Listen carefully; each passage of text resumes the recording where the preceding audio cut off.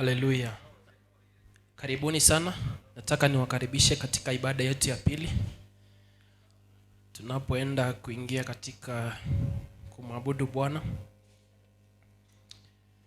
Mungu ni mwaminifu nyakati zote katika jina la Yesu Kristo. Kabla sijaanza, nataka tusome neno la Bwana kidogo kutoka katika kitabu cha Zaburi 29 katika mlango wa kwanza kuendelea hapo chini. Na neno linasema ya kwamba mpeni Bwana enyi wana wa Mungu, mpeni Bwana utukufu na nguvu. Mpeni Bwana utukufu wa jina lake, mwabuduni Bwana kwa uzuri wa utakatifu. Sauti ya Bwana juu ya maji, Mungu wa utukufu alipiga radi, Bwana juu ya maji mengi. Mstari wa 4 unasema, sauti ya Bwana ina nguvu, sauti ya Bwana ina adhama. Sauti ya Bwana yaivunja mierezi, naam, Bwana vunja mierezi ya Lebanoni. Airusha kama ndama wa ng'ombe, Lebanoni na Sirioni kama mwananyati. Sauti ya Bwana yaipasua miali ya moto. Sauti ya Bwana yalitetemesha jangwa. Bwana alitetemesha jangwa la Kadeshi. Sauti ya Bwana yawazalisha ayala na kufichua misitu, na ndani ya hekalu lake wanasema wote utukufu. Baba yangu, katika jina la Yesu Kristo, ninakushukuru Bwana asubuhi ya siku ya leo. Ninasema wewe ni Mungu. Ninasema wewe ni mfalme wetu Bwana. Ninasema wewe hakika unastahili utukufu wote. Baba, neno lako tumelisoma. Sauti yako Bwana ina nguvu. Sauti yako Bwana inasikika mpaka katika misitu. Sauti yako Bwana inaponena inawafanya hata ayala kujifungua. Sauti yako Bwana inatembea katika bahari. Sauti yako Bwana inaponena, Bwana wa mabwana, hata bahari zinakuwa na mipaka. Baba yangu, asubuhi ya siku ya leo tumeingia katika madhabahu yako, tukitafuta uso wako Bwana. Siukaribisha Roho wa Bwana tunapoingia katika ibada hii yetu ya pili. Nena na Bwana kwa dakika moja, umwambie, Baba yangu, nimeingia katika madhabahu yako, mahali palipo na sauti. Sauti ambayo inaogopewa na kila kitu. Sauti ambayo ikiinuka hata mierezi ya Lebanoni inatii ya kwamba wewe ni Mungu. Ukinena mpaka bahari zinakuwa na mipaka. Tunakuinua Bwana, tunasema ni asante asubuhi ya leo. Hakika wewe ni Mungu. Baba yetu, pokea sifa. Pokea Bwana ibada hii asubuhi ya leo ikawe kama manukato. Sio kama kawaida ya kwamba kila wakati ni kuingia katika madhabahu kuimba na kutoka. Bali Bwana, asubuhi ya siku ya leo ni siku ya kipekee Baba yangu. Ni siku ambayo tunainua sauti zetu tukisema, Bwana unastahili kuabudiwa, unastahili kuinuliwa nyakati zote. Tunaweka kila miungu mingine kando, tukitubu Bwana, kwa sababu najua kwamba katika wiki mzima tumeinamia miungu mingine. Miungu hata Bwana haina midomo, miungu mingine hata haina miguu, haina hata Bwana wa majeshi sauti. Kwingine hata tumejiabudu sisi wenyewe. Ili hali Bwana umetukanya ukatuambia kwamba hakufai kukuwa na Mungu mwingine kando yako. Baba, ni ombi la kuomba msamaha. Ni ombi Bwana la kutubu, tukiileta mioyo yetu kwako Bwana, ili Bwana ukatufinye, ili Bwana ukatutengeneze tukafanane na wewe. ili Bwana kile ambacho unatamani, hata mioyo yetu Bwana ikatamani kile ambacho unachukia asubuhi ya siku ya leo, hata mioyo yetu Bwana ikachukie pia. Pokea sifa Bwana, unastahili kuabudiwa, unastahili kuinuliwa. Hakuna mwingine kama wewe, mwenye nguvu, mwenye uweza na mwenye mamlaka. Tunafungulisha anga ya asubuhi ya leo, mbingu Bwana zikashuke, utukufu wako ukaonekane. Sisi hatujui vile Baba utukufu wako utaonekana. Kile tunachojua Bwana ni kuwa ya kwamba Roho Mtakatifu ukishuka unatuletea mema, unatuletea mambo mazuri. Na ndipo Baba tunainua sauti zetu. Ombea moyo wako asubuhi ya leo, ambia Bwana, najua nimekukosea wiki hii, najua kwingine nimetenda dhambi, na nikisema ya kwamba sijatenda dhambi ninajidanganya. Mwambie Mungu akupe roho mpya asubuhi ya leo. Mwambie akupe roho ya kubondeka, roho ambayo inasikia sauti yake, roho ambayo si ya kujitetea sana wakati ambapo umeingia katika makosa. In the mighty name of Jesus. Ewe Bwana, sikia maombi yetu. Ewe Bwana, sikia kilio chetu asubuhi ya leo. Ewe Bwana, nena jambo tu Bwana, na moyo wetu utapata kupona asubuhi ya leo. Wengine tumekuwa Bwana na panda shuka, milima na mabonde katika wiki hii, lakini Baba tunakushukuru. Tunaingia katika malango yako kwa shukurani, kwa sababu Bwana wa mabwana unayaweza yote. Umetuhifadhi, umetukirimia rehema zako Bwana, na ndipo Baba tumeingia katika madhabahu haya ili Baba tukaonyeshe moyo wetu kuwa ya kwamba tunakutamani. Oh Jehova Nisi, El Shaddai, Elohim, Jehova Sabaoth, Ebeneza. Oh Dadi, haya majina yote ni yako Bwana. Haya majina matakatifu ni yako Bwana. Tunapokuita Nisi, tunapokuita Rafa, tunapokuita El Shaddai, tunapokuita Bwana Ebeneza, unasikia na unashuka. Si Bwana ukashuke asubuhi ya leo, si Bwana ukashuke asubuhi ya leo katika madhabahu yako Bwana. Wewe ni mwema, wewe ni mtakatifu, wewe ni mtakatifu Bwana. In the mighty name of Jesus.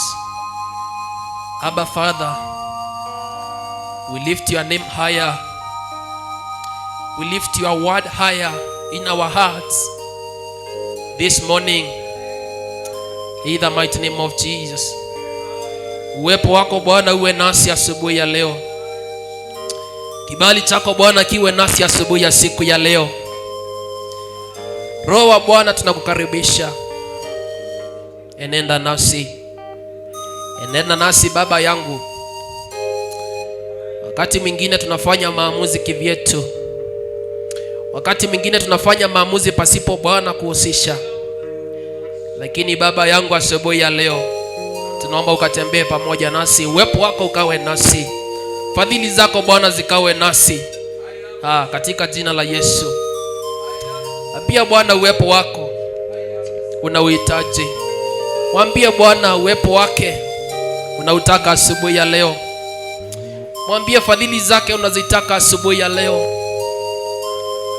Sio kwa majeshi, sio kwa silaha, bali ni kwa Roho Mtakatifu. In the mighty name of Jesus. We acknowledge you, Abba Father. We acknowledge what you can do that no man can do. We acknowledge what the Holy Spirit can do no man can do. We acknowledge, Abba Father, what your word can do upon our lives. No man can do, no creature can do. In the mighty name of Jesus. Tunatambua uwepo wako Bwana, tunatambua nguvu zako Baba yangu asubuhi ya siku ya leo. Baba, ni nini hicho ambacho ni kigumu kwako, ambacho uwezi? Ni nini ambacho Bwana kinaweza kikakushinda? Neno lako linaniambia kwamba Bwana, hakika hakuna. Ni magonjwa yepi ambayo ni mazito Bwana uweze ukaponya? Baba, kwa neno lako tu tunapona. Tunayakabidhi majina yetu kwako Bwana. Vita vyote tunakuachia. Vita vyote Baba tunakupa asubuhi ya leo, ukapigane katika jina la Yesu Kristo.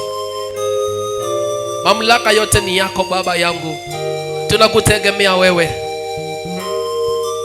Hatuwezi vita bila uwepo wako. Tunakutegemea wewe. Si Baba yangu ukapigane kila vita asubuhi ya leo. Si Baba, kila giza ikakome kwa mamlaka yako katika jina la Yesu. Si Baba, kila kifuniko cha giza kikabomoke kwa nguvu na mamlaka yako katika jina la Yesu Kristo. Si Baba, nuru ikashuke maishani mwetu kwa sababu ya mamlaka ambayo umetupa kwa neno lako Baba yangu. In the mighty name of Jesus. Si mfalme wa wafalme, kila kizuizi kikaondoke kwa sababu ya neno lako Baba yangu. Limeniahidi ya kwamba lako ni kutamka na miujiza inafanyika. In the mighty name of Jesus. Baba, neno lako linasema ya kwamba iwapo mtakaa ndani yangu na mimi nitakaa ndani yenu, ombeni lolote mnataka na nitawapea. That is our prayer, oh God, this morning. In the mighty name of Jesus Christ. Ya kwamba Baba yetu, Baba, anza nasi Bwana, ukamalizie nasi. Vita ni vingi Bwana tumepigana kwa sababu ya madhabahu haya. Vita ni vingi ambavyo tumepigana Bwana kwa sababu ya maisha yetu, kwa sababu ya familia zetu. And above all God, we still continue giving you thanks. Kwa zaidi ya yote Baba, tunazidi kukupa sifa. Hatutakufa moyo. Adui Bwana anatazamia mahali ambapo itafika Bwana tunungunike, ili Bwana alete mashtaka mbele zako, kama vile alivyofanya wakati wa Yoshua wa kuvalia mavazi chafu. Lakini letu Bwana asubuhi ya siku ya leo, tunakushukuru. Tunakupa ibada hii. Tunakupa ibada hii Baba yangu. Tunakupa ibada hii Baba. Tutalalamika. Isingalikuwa ni mkono wako umeingilia kati, isingalikuwa ni mkono wako umetubeba kutoka mwezi wa kwanza. Tazama sasa ni mwezi wa 10. Vile tumekuwa mwezi wa kwanza, tunashukuru. Tunatazama nyuma na tunasema ya kwamba hakika wewe ni Ebeneza. Milima tumevuka, mabonde Bwana tumeng'ang'ana kwa sababu yako Baba yetu. We gonna bless you. We gonna worship your name. We gonna say you are almighty. Umetubeba kwa mkono wako. Hatujui vile ambavyo tulivuka. Hatujui vile ambavyo tulishinda. Hatujui vile ambavyo kibali chako Bwana kilitubeba. Adui alitazamia kwamba by Oktoba hatufai kuwa vile tulivyo, lakini Baba yangu, tazama, hii ni utukufu wako Bwana, umetuhifadhi. Ni rehema zako Bwana zimefanya tukawa vile tulivyo, katika jina la Yesu Kristo. We gonna bless you. We gonna worship you. Our hope is on you. Our trust is on you. Oh God, Abba Father, in the mighty name of Jesus. Baba, tumaini letu ni wewe. Hata Baba, kwa miezi ambayo imebakia, tunaikabidhi kwako Bwana. Wacha Bwana ukawashangaze maadui Bwana, wote wanaoinukanga Bwana kinyume na madhabahu haya. Wengine hawalali, wengine Bwana wachoki kunena kinyume, lakini Baba yetu tunakushukuru kwa sababu umetushikilia Bwana. Inafika wakati tunaona ya kwamba ni kama inakuwa ni mwisho wetu.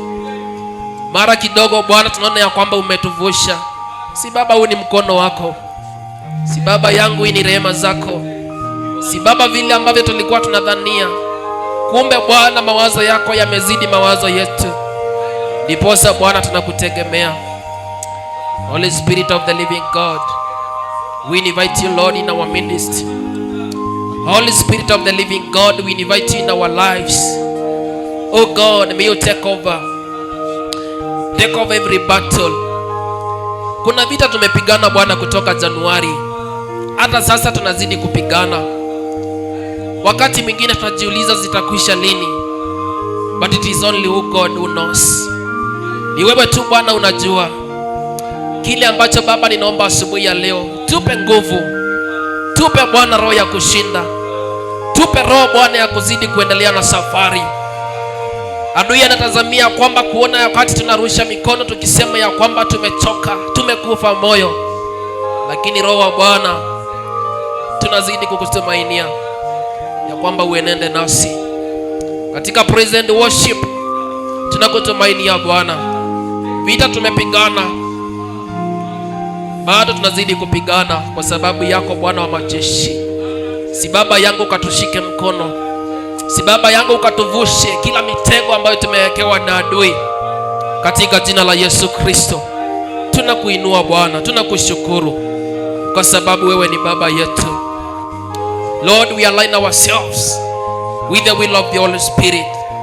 We align our lives. We align our names. We align our spirits by the will of the Holy Ghost. In the mighty name of Jesus. Baba yangu shuka sasa. Baba yangu tembea sasa.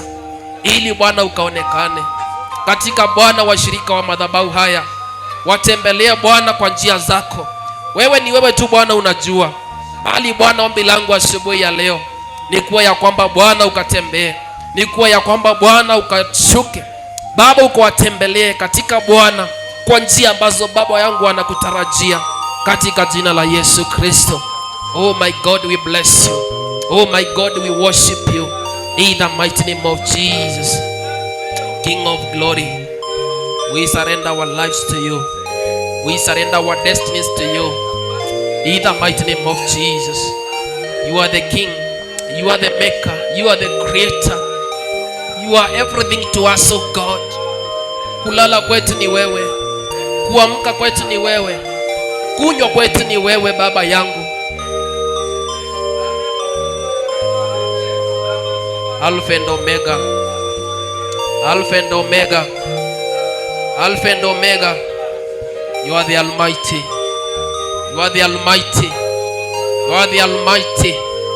You are the Almighty. You are the Almighty. You are the Almighty. Kama vile sauti yako Bwana inatawanya Bwana mierezi ya Lebanoni. Baba yangu, hivyo ndivyo tunanena juu ya sauti zetu. Hivyo ndivyo Baba tunanena juu ya maisha yetu. Ya kwamba Bwana sauti yako ikanene asubuhi ya leo. Ya kwamba sauti yako Baba sasa ikanene. Ya kwamba Bwana sauti yako sasa ikaamurishe. Oh, in the name of Jesus. Bwana sauti yako ikaamurishe sasa kila laana Bwana iliyo katika juu ya maisha yetu. Kila madhabahu mengine Bwana iliyo juu ya majina yetu ikabomoke sasa. Ikazabaratike sasa katika jina la Yesu Kristo. Bwana sauti iliyo na nguvu ya kuwekea Bwana bahari mipaka. In the name of Jesus. In the name of Jesus. Wacha sasa maisha yetu yakawe huru. Wale Bwana wameenda Bwana katika miungu ya duniani, wakaenda kwa washirikina, wakaenda kwa waabudu sanamu, wakaenda kwa waganga na wachawi. Bwana wakainua madhabahu ya pesa, wakainua Bwana damu ya kuku, wakainua Bwana damu ya mbuzi na ng'ombe. Haina nguvu kutoka siku ya leo. Haina uweza kutoka siku ya leo. Sauti yako Bwana ikanene juu ya maisha yetu. Wakinena kulaani, Baba sauti yako inanena kubariki. Wakinena Bwana vizuizi, Baba yangu unageuza inakuwa supersonic speed. In the name of Jesus Christ. In the name of Jesus Christ. In the name of Jesus Christ. We trust upon your word, oh God, this morning. We trust upon your mightiness. In the name of Jesus. Our hope is on you. Our hope is on you. Bwana, hatujui walienda lini, hatujui Bwana walienda siku gani, lakini Baba, kile ambacho tuna imani nayo siku ya leo ni kuwa ya kwamba sauti yako Bwana ikinena, Baba yangu, madhabahu yote inavunjika vunjika, madhabahu yote inazabaratika. Baba yangu, hiyo ndio tunayonena asubuhi ya leo, ya kwamba Bwana, siku ya kukaliwa, siku ya kunyamazishwa, Baba yangu, ni siku ya leo. Sauti yako sasa ikanene, sauti yako sasa ikaamurishe, sauti yako sasa ikaamurishe kila giza kuondoka, katika jina la Yesu Kristo. In the mighty name of Jesus, in the mighty name of Jesus, in the mighty name of Jesus. Hakuna damu ya kuku ambayo itaweza, hakuna damu ambayo ni ya mbuzi ambayo itaweza kuliko damu iliyomwagika Kalvari, damu iliyomwagika msalabani. Baba, hiyo ndio damu ambayo tunaamini siku ya leo, ya kwamba Baba yangu ikanene juu ya maisha yetu, ikanene juu ya watoto wetu, ikanene juu ya familia zetu, katika jina la Yesu Kristo. Damu yako Bwana ina sauti, Baba yangu, ikiingia mali inatakasa. In the mighty name of Jesus Christ, in the name of Jesus Christ. Lord, we worship your name. Lord, we bless you, Abba Father, because you are mighty, because you are worthy. In the mighty name of Jesus, in the name of Jesus. Asante Baba yangu, umesikia maombi yetu Bwana. In the mighty name of Jesus, Lord, we worship your name.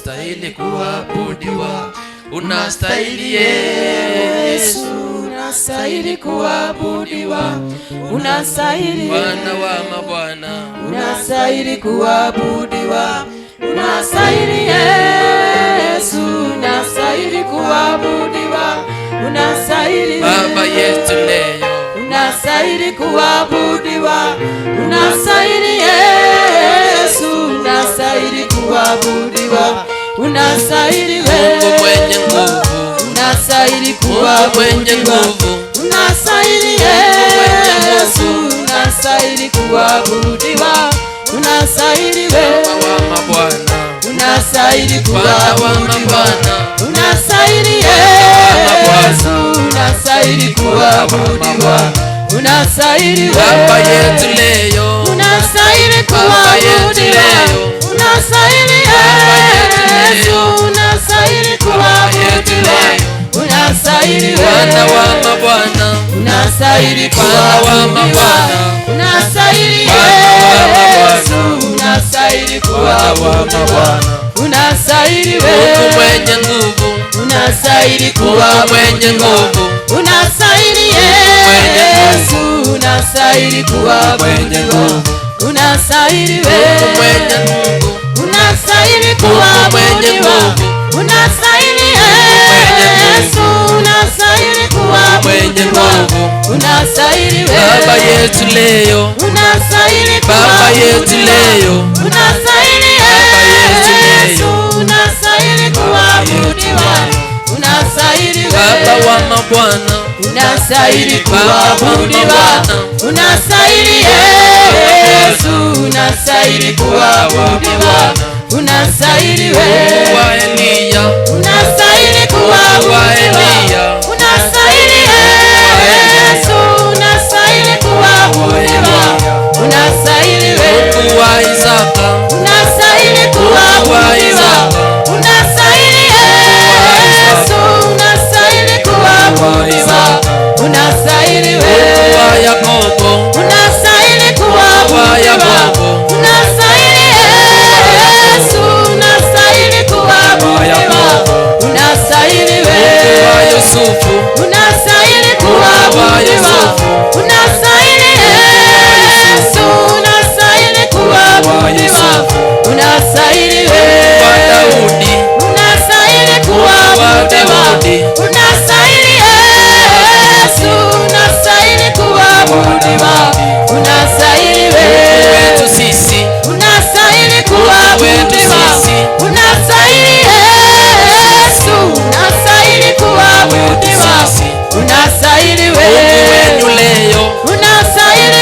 kuabudiwa, unastahili Yesu, unastahili kuabudiwa, unastahili wetu sisi, unastahili kuabudiwa, unastahili Yesu, unastahili kuabudiwa, unastahili wewe Daudi, unastahili kuabudiwa, unastahili Yesu, unastahili kuabudiwa, unastahili wewe wangu leo, unastahili kuabudiwa, unastahili Yesu, unastahili kuabudiwa, unastahili wewe, unastahili kuabudiwa, unastahili Yesu, unastahili kuabudiwa, unastahili wewe, unastahili kuabudiwa, unastahili Yesu, unastahili kuabudiwa, unastahili Mungu wetu sisi, unastahili kuabudiwa, unastahili Yesu, unastahili kuabudiwa, unastahili wewe, unastahili kuabudiwa, unastahili Yesu, unastahili kuabudiwa, unastahili wewe, unastahili kuabudiwa, unastahili Yesu, unastahili kuabudiwa, unastahili mwanzo tena mwisho, unastahili kuabudiwa, unastahili Yesu, unastahili kuabudiwa, unastahili mwanzo tena mwisho, unastahili kuabudiwa, unastahili Yesu, unastahili kuabudiwa, unastahili wewe,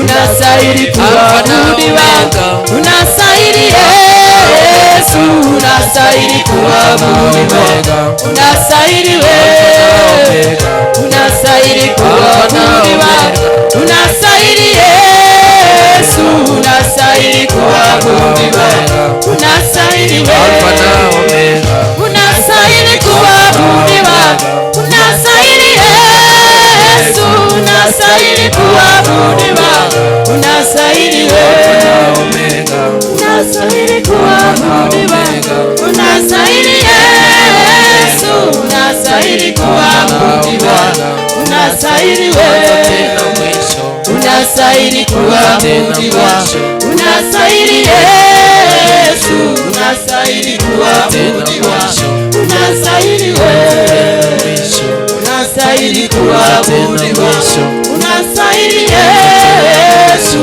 unastahili kuabudiwa, unastahili wewe, unastahili kuabudiwa, unastahili Yesu, unastahili kuabudiwa, unastahili wewe, unastahili kuabudiwa.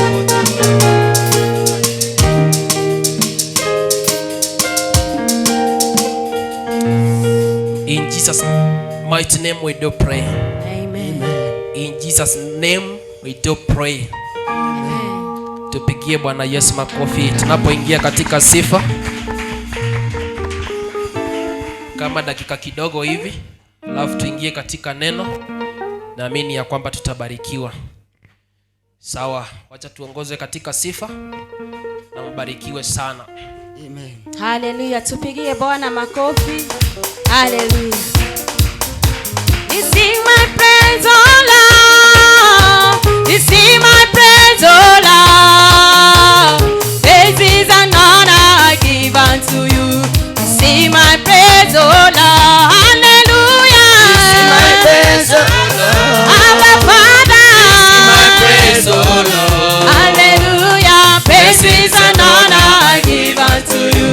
You sing my praise, oh Lord. Oh, hallelujah. You sing my praise, oh Lord. You sing my praise, oh Lord. Praises and honor I give unto you. You sing my praise, oh Lord. Oh, the Father, you sing my praise, oh Lord. Hallelujah. Hallelujah. Praises and honor I give unto you. Receive my praise, oh Lord. Uinuliwe Bwana wa mabwana, uinuliwe umetenda mengi.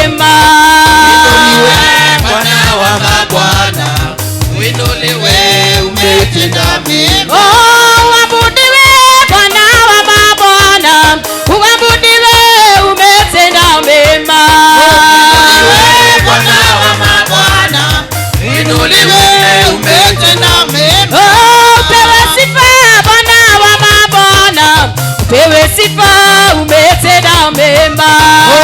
Uinuliwe Bwana wa mabwana, uinuliwe umetenda mema. Ulukiwe Bwana wa mabwana, ulukiwe umetenda mema. Uinuliwe Bwana wa mabwana, uinuliwe umetenda mema. Ulukiwe Bwana wa mabwana, ulukiwe umetenda mema. Uinuliwe Bwana wa mabwana, uinuliwe umetenda mema. Umetenda mema. Maishani mwetu. Umetenda mema. Maishani mwetu. Umetenda mema. Umetenda mema. Umetenda mema. Ushangiliwe Bwana wa mabwana, ushangiliwe umetenda mema. Uinuliwe Bwana wa mabwana, uinuliwe umetenda mema. Uabudiwe Bwana wa mabwana, uabudiwe umetenda mema. Uinuliwe Bwana wa mabwana, uinuliwe umetenda mema. Asante Yesu kwa kuwa wewe yu mwema. Asante Yesu kwa kuwa wewe yu mwema. Baba twakuinua kwa kuwa wewe yu mwema. Asante Yesu kwa kuwa wewe yu mwema. Sisi twashangilia kwa kuwa wewe yu mwema. Asante Yesu kwa kuwa wewe yu mwema. Asante Yesu kwa kuwa wewe yu mwema. Asante Yesu kwa kuwa wewe yu mwema. Tunakuinua kwa kuwa wewe yu mwema. Asante Yesu kwa kuwa wewe yu mwema. Asante Yesu kwa kuwa wewe yu mwema. Asante Yesu kwa kuwa wewe yu mwema. Asante Yesu kwa kuwa wewe yu mwema. Asante Yesu kwa kuwa wewe yu mwema. Tunakulukia kwa kuwa wewe yu mwema. Asante Yesu kwa kuwa wewe yu mwema. Tunakuinua kwa kuwa wewe yu mwema. Asante Yesu kwa kuwa wewe yu mwema. Baba pokea sifa kwa kuwa wewe yu mwema. Asante Yesu kwa kuwa wewe yu mwema. Asante Yesu kwa kuwa wewe yu mwema. Asante Yesu kwa kuwa wewe yu mwema. Asante Yesu kwa kuwa wewe yu mwema. Asante Yesu kwa kuwa wewe yu mwema. Tunakuabudu kwa kuwa wewe yu mwema. Asante Yesu kwa kuwa wewe yu mwema. Baba pokea sifa kwa kuwa wewe yu mwema. Asante Yesu kwa kuwa wewe yu mwema. Baba pokea sifa kwa kuwa wewe yu mwema. Asante Yesu kwa kuwa wewe yu mwema. Asante Yesu kwa kuwa wewe yu mwema. Asante Yesu kwa kuwa wewe yu mwema. Ni wega Ngai nĩ tondũ ũrĩ mwega. Ngai nĩ tondũ wĩ mwega. Tũrakwa mbararia nĩ tondũ ũrĩ mwega. Ngai nĩ tondũ wĩ mwega. Mũkĩra ũgaci nĩ tondũ ũrĩ mwega. Ngai nĩ tondũ wĩ mwega. Tũragũthathaiya nĩ tondũ ũrĩ mwega. Ngai nĩ tondũ wĩ mwega. Tũrakwa mbararia nĩ tondũ ũrĩ mwega. Ngai nĩ tondũ wĩ mwega. Mũkĩra ũgaci nĩ tondũ ũrĩ mwega. Ngai nĩ tondũ wĩ mwega. Mũkĩra ũgaci nĩ tondũ ũrĩ mwega. Ngai nĩ tondũ wĩ mwega. Tũrakũrũgĩra nĩ tondũ ũrĩ mwega. Ngai nĩ tondũ wĩ mwega. Tũrakũrũgĩra nĩ tondũ ũrĩ mwega. Ngai nĩ tondũ wĩ mwega. Tũrakwa mbararia nĩ tondũ ũrĩ mwega. Ngai nĩ tondũ wĩ mwega. Inua Yesu. Rukia Yesu. Tumrukie Yesu.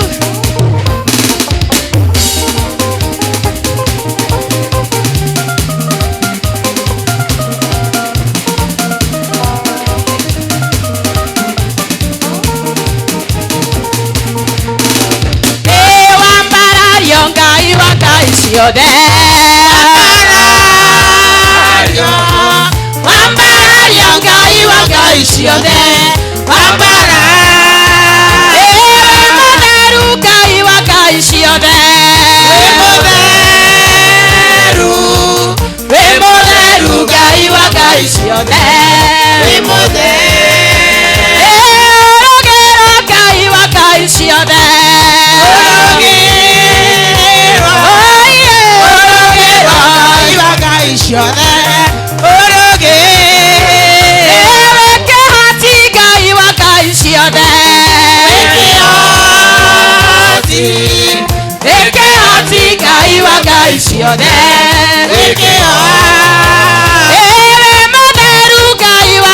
Ciothe Ewe mũtheru Ngai wa Ngai ciothe Iye nĩ kwenda Ngai ũmenyage tondũ nĩũtĩkaga wega Ukanyenda iko ciothe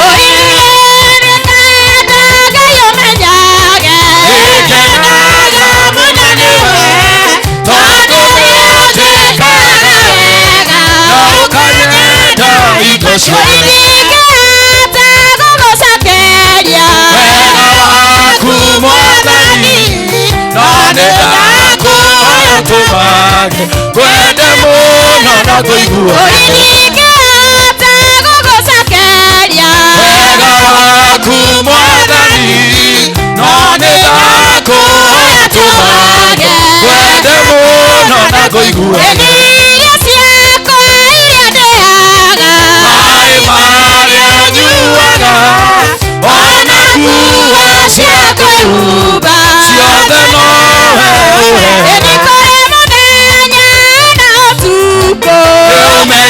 nĩũmenyagĩrĩraga maitho maku nĩ mabaraga kũrĩ ũtheri na kũrĩ nĩkenaga mũno nĩwe tondũ nĩũtĩkaga wega na ũkanyenda iko ciothe kana mwĩcirie ndangĩhota kũmũteithia inyuĩ mumaga njĩra-inĩ cia Jehova kamwĩta ndangĩigua ningĩ ndangĩmũteithia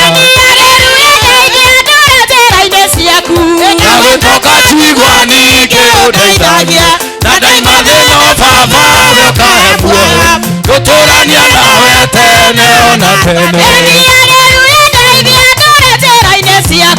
na gũtoka tuigua ningĩ ũndeithagia na ndaima thĩno baba wĩkahe muoyo gũtũrania nawe tene ona tene amwĩtie ũrĩa thamaki mũthĩno ake tene ona tene na gũtoka tuigua ningĩ ũndeithagia na ndaima thĩno baba wĩkahe muoyo gũtũrania nawe tene ona tene nĩũndũ ũhoti wa Ngai ũrĩa wahonokirie na akĩruta kũrĩ thĩno ta ĩgĩkindĩrio ningĩ akĩroho wake agĩtwĩrĩire baracene na mageria akahanagĩra kiuge atĩ nĩ mbere no ndĩmũkumirie na ngocage rĩtwa rĩake tondũ we nĩ Ngai tondũ nĩ mũtugi ingĩ nĩ mwĩhokeku ndagarũrũkaga aigire nĩ Alpha na ningĩ Omega kĩambĩrĩria ona mũico wa gũtũrathima nĩandũĩrĩire baracene na mageria akahanagĩra kiuge atĩ nĩ mbere no ndĩmũkumirie na ngocage rĩtwa rĩake tondũ we nĩ Ngai nĩkũruta mwĩrĩ wakwa ũtuĩke igongona itheru nĩrĩrĩtĩkĩrĩka icio nĩcio ngathũ ciakwa kũrĩ Mwathani ũyũ nĩandũĩrĩire baracene na mageria akahanagĩra kiuge atĩ nĩ mbere no ndĩmũkumirie na ngocage rĩtwa rĩake tondũ we nĩ Ngai nĩandũĩrĩire baracene na mageria akahanagĩra no ndĩmũkumirie na ngocage rĩtwa rĩake tondũ we nĩ Ngai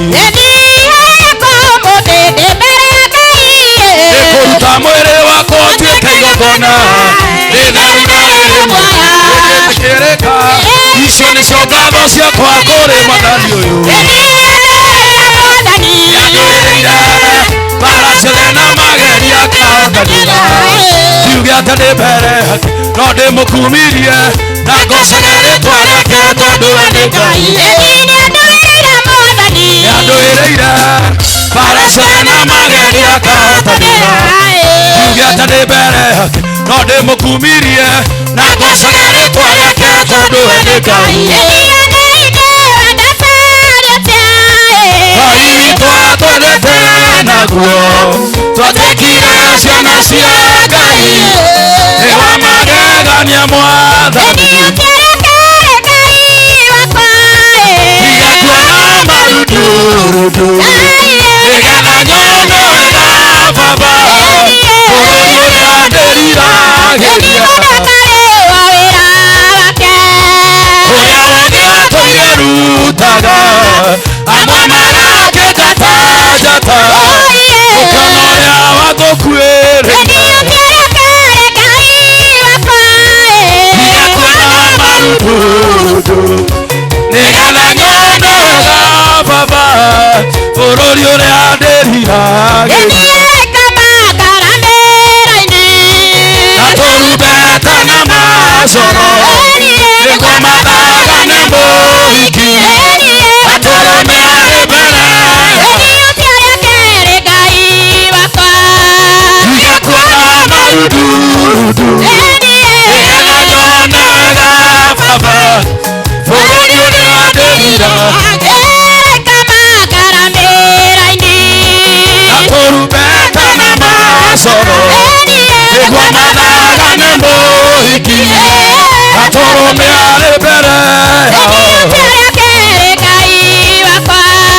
Ndigakuona marudurudu nĩgetha nyone wega Baba bũrũri ũrĩa ndĩriragĩria.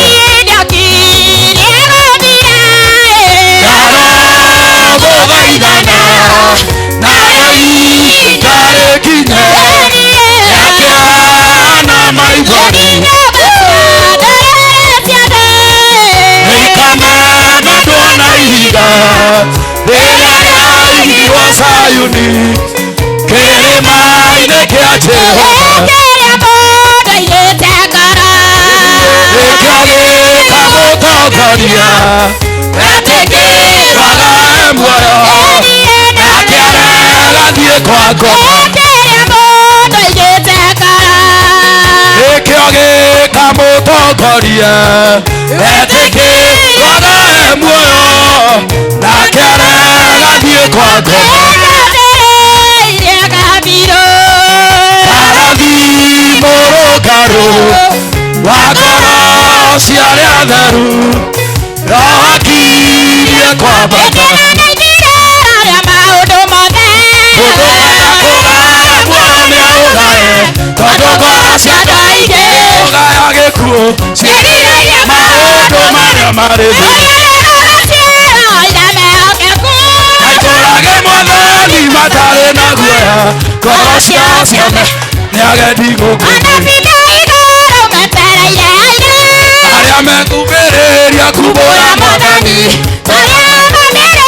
rĩrĩa marathaga mena maithori maingĩ na ruo rwa Ngai. Aitũrage Mwathani matarĩ na guoya ngoro ciao ciothe nĩ agendi gũkũ thĩ. Rĩrĩa kĩrigicĩirie nĩ itĩ cia Juliana mĩrongo ĩrĩ na mehumbĩte ũthiku na magekĩra thũmbĩ cia thahabu mĩtwe. Aitũrage Mwathani matarĩ na guoya ngoro ciao ciothe nĩ agendi gũkũ thĩ. Aitũrage Mwathani matarĩ na guoya ngoro ciao ciothe nĩ agendi gũkũ thĩ. Nĩ itĩ cia Juliana mĩrongo ĩrĩ na mehumbĩte ũthiku na magekĩra thũmbĩ cia thahabu mĩtwe. Aitũrage Mwathani matarĩ na guoya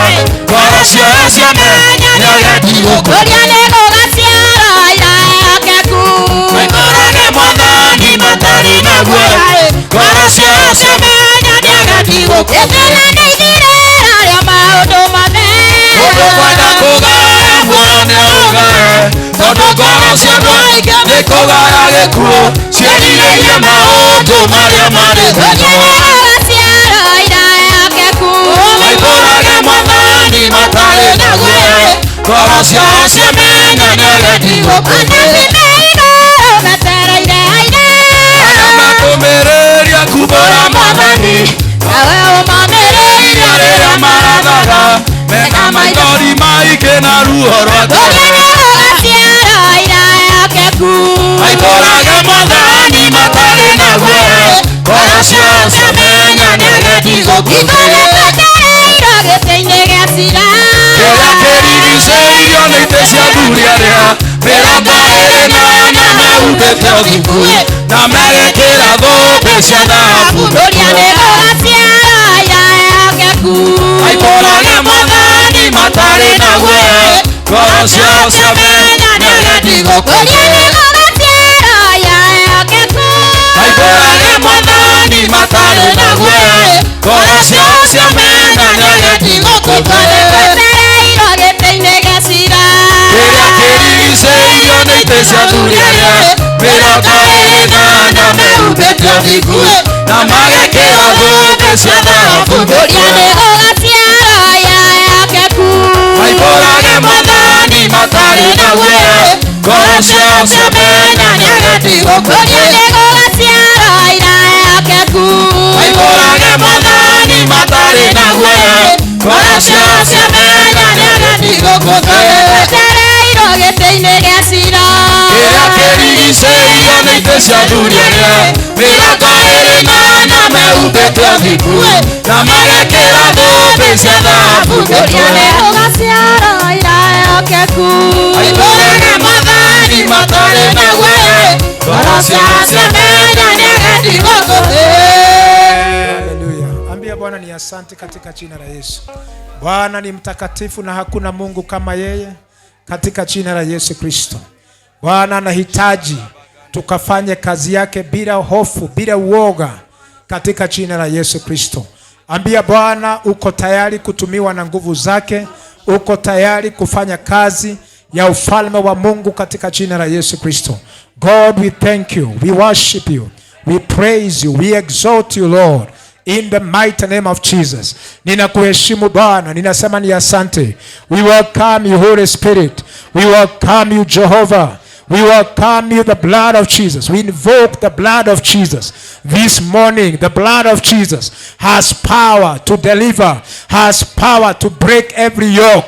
The blood of Jesus, in the mighty name of Jesus. Fungulia Mungu moyo wako katika jina la Yesu, kwa sababu Mungu anatamani kuingia katika mioyo ya watu wake akawatumie. He is so powerful, he is so precious, he is so wonderful, in the mighty name of Jesus. Wakati Mungu wako upande wako, hakuna mtu wa kukuweza. Watu wote wako chini, nguvu zote ziko chini. Wakati Bwana anakuongoza, mamlaka na uweza iko juu yako, in the mighty name of Jesus. You will not be brought down, in the mighty name of Jesus. Walio na magonjwa tangaza umepona. Kila magonjwa iamurishe iondoke katika jina la Yesu. Tangazia hiyo magonjwa katika jina la Yesu. Tangazia hiyo magonjwa, amurisha we magonjwa, hauna nafasi katika mwili wangu, hauna nafasi kwenye afya yangu.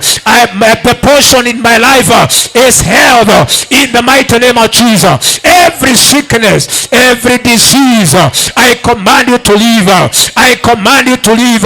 I command you to leave. I command you to leave by the blood of Jesus. By the blood of Jesus. By the blood of Jesus. By the blood of Jesus. By the blood of Jesus. Every pain, every bitterness, every anger, catch fire in the name of Jesus. Catch fire in the name of Jesus. Catch fire in the name of Jesus. Catch fire in the name of Jesus. Kila mapando ya kuzimu tunaingoa sasa. Kila mapando ya wachawi tunaingoa sasa. Kila mapando ya washirikina waabudu shetani na sanamu tunaingoa sasa. Tunaingoa sasa. Tunaingoa sasa. Tunaingoa sasa. Reka Rekayarabashanda, Remazakabayata, Rebashatarabazia, Rekayarabazaya, in the mighty name of Jesus, in the mighty name of Jesus. Thank you, Lord, for your grace. We invite you in the name of Jesus. Tunakukaribisha Bwana, tunakukaribisha kwenye ibada ya siku ya leo. Tunenee Bwana, tufungue masikio yetu, fungua macho yetu. Give us the discernment, the discerning spirit. We want to hear from you, Lord. Use me as a vessel for the glory and honor of your holy name. Wacha uso wako Bwana ukatuangazie, uso wako ukaniangazie, uso wako ukaangazie wapendwa hawa, wazee wa mama wanarika na hata watoto.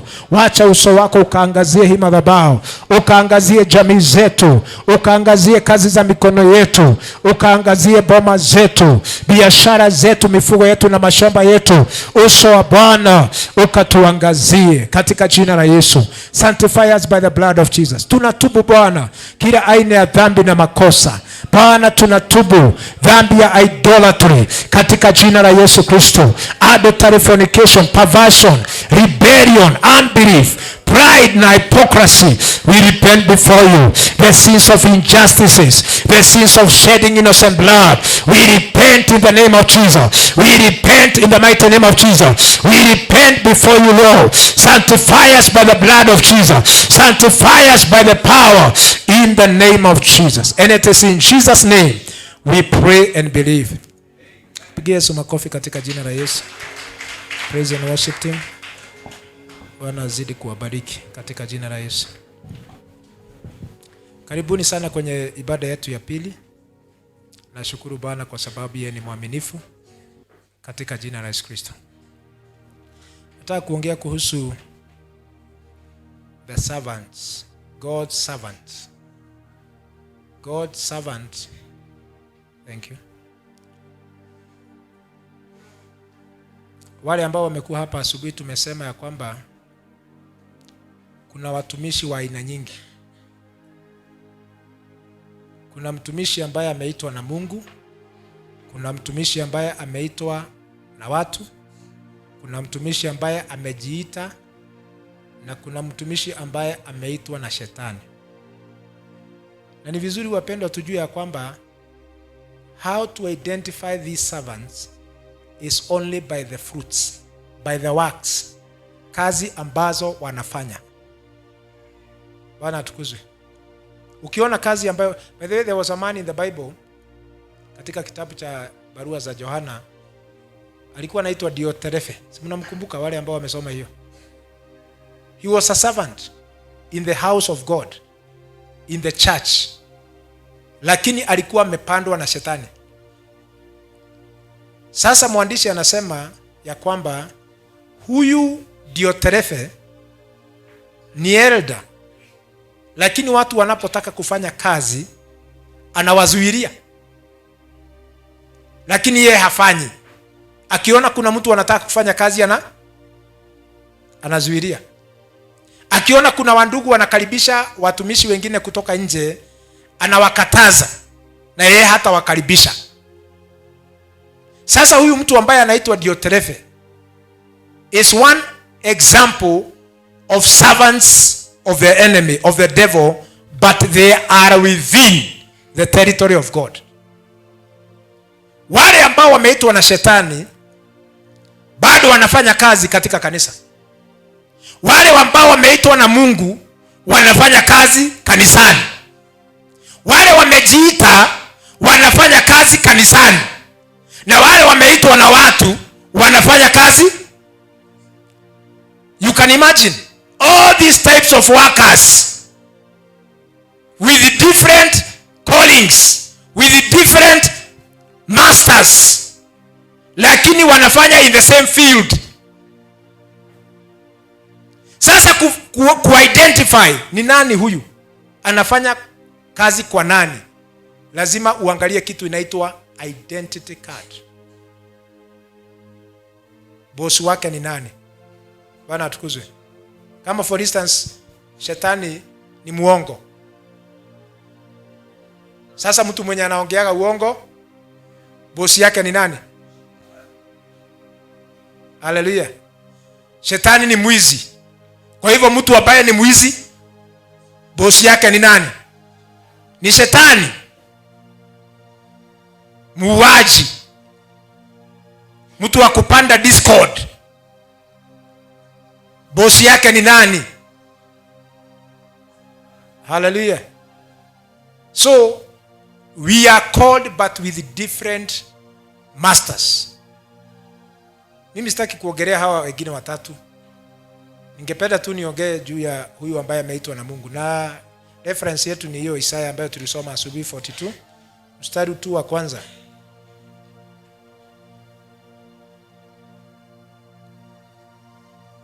Isaiah 42 verse 1.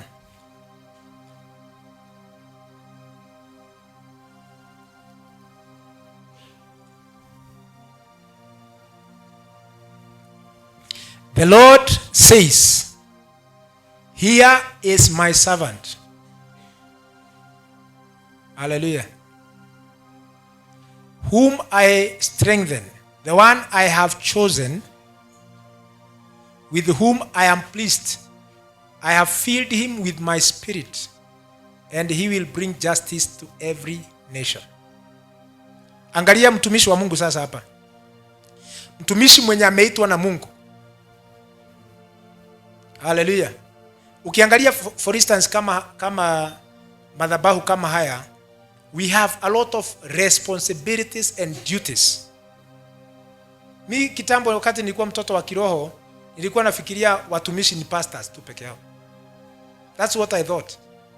And therefore I would not do anything as long as pastor is around. Bwana atukuzwe. Na kuna watu wako na mentality hiyo, hata watoto wengine hawajui servanthood ni nani ama servants of God ni nani. Lakini wakati nilianza kuelewa, because mafunzo mengine inakujaga as you grow. Kwena maundu utangirwo munini, ole urathi ugikuraga niguo thiaga ukimenyaga ndeto imwe. Ndivyo unaendaga ukifunzagwa tu, naambiwa hii inafanyaga hivi, hii inafanyaga hivi. I did not get the driving license without an identity card. Hata kama ningejua kuendesha gari bila ID, singepatiwa gari na mtu aniendeshe. Unashika hiyo? Kwa sababu kulingana na katiba ya Kenya inasema ya kwamba the person who is qualified to get a driving license must be a person above 18 years. Kogo no umenye gutwarithia gari wina miaka 5, no umenye gutwarithia gari wina miaka 10, no ndungitikirio gutwarithia gari barabara ici citu. Ni mundu no ngenyitwo ugukamatwo thiini na baba wanyu anyitwo kana mamu wanyu ucio kuna ile gari athia taririe uneanire gari niki. Kwi mundu uritagwo mwana. Na wakati wanaongea juu ya mtoto wanasemaga inexperienced. Hallelujah. So one of the things ambayo tunajuaga mtoto ambaye ameitwa na Mungu ama mtu ambaye ameitwa na Mungu ni ya kwamba he must be chosen by God. Servants don't just work. Lazima wapitie kitu inaitwa kuchaguliwa. Biblia inasema ya kwamba many are called but few are chosen. Yesu alikuwa na 72 disciples.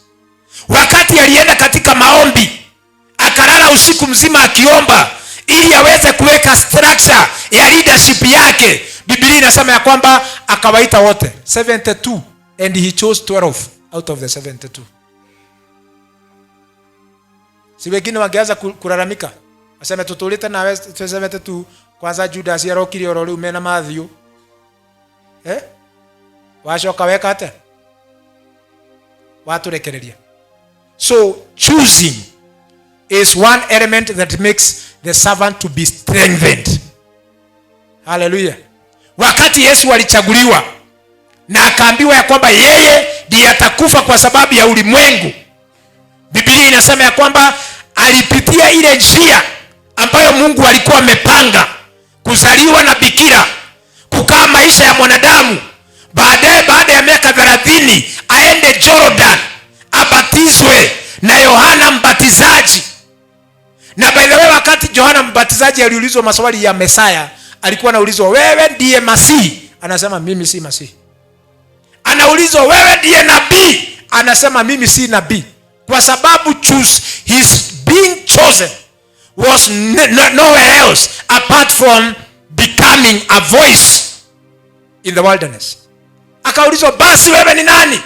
Akaquote Isaiah akasema ya kwamba I am a voice shouting in the wilderness, prepare the way for the Lord. Sasa mtu akikwambia yeye ni sauti na unaona ako na nyama, si unaona hiyo ni blasphemy? But John alielewa kazi yake ni kuandaa Yesu afanya nini. Na wakati aliona Yesu alikuwa anasema ya kwamba mwenye anakuja baada yangu ako na nguvu. Watu wangapi wanaweza kubali kusema hivyo? Mimi ni bishop. Hawa kina Mungai ambao wanakuja nyuma yangu wako na nguvu kuniliko. Hallelujah. They will do more things than I can do. Kwa sababu my ears are limited than them. Tunashika hiyo. Mimi time ambayo nimepata ya kukua prepared imekuwa time kubwa sana. Kwa sababu mimi nilianza resistance nikiwa mtoto mdogo. I did not know I was called. In fact, ilitumika sana mpaka watu manabii kusema. Hata nikiwa hapa engineer. Kwa sababu mimi sina hiyo ya kuelewa kama nimeitwa ama sijaitwa, lakini nakutana na mtu anakuambia the Lord has told me you are called. Lazima nionyeshwe direction. Mwingine aliniambia, Mungu ameniambia wewe ni bishop wa Israeli. Na niliwaambia hiyo story. 2007. I was just a member of a church. Nilikuwa ninajaribu kutafuta the relationship between a bishop na mtu wa kanisa mshirika. How zinaweza kamatana, nikashindwa. Bishop ndio watu wika pastor. Na ndogeetwe ka bishop iguru ria andu aria angi. Taru Mungai ndangĩũka tuĩke bishop gũkũ. Ndĩ haha. No ndĩmũtũmire twaneneha. Nĩ mũranyita? Na rĩu nĩ gwatuĩka Ngai arauga wĩ bishop. 10 years later ndio nilikuja kuelewa nini huyo mama alikuwa anasema. Na nishoje mukuru aroka akura Jehova njĩra atĩrĩrĩ wĩ bishop wa Israeli. Nilikuwa muombezi but sikuwa ninajua. So choosing, Mungu anafanya kitu inaitwa alignment. Ambia rafiki yako divine alignment. Unajua wale ambao wako na magari wanajua alignment ni nini? Unajua kuna gari lakini abu angalia kwa mitandao yako uangalie gari zingine zinakaaga hivi. Bado ni gari. Wakati ilinunuliwa ikiwa mpya ilikuwa sawa, lakini wakati imefanya kazi unaona hata kuna lori kichwa inaangalia hivi lakini mgongo imeangalia hivi. Mbona mashamani na lori hano huko? Lori unaona maguru ma mbere ni mumefara. Kimugongo giki kingi. Sasa inahitajika ifanywe nini? Iwekwe alignment. Na kuwekwa alignment ndio ile kazi kubwa ambayo inafanyiagwa Wakristo walioitwa na Mungu. Hallelujah. Na anytime there is a choosing, lazima kutakuwa na vita, kwa sababu hata shetani anaonaga watu waliochaguliwa.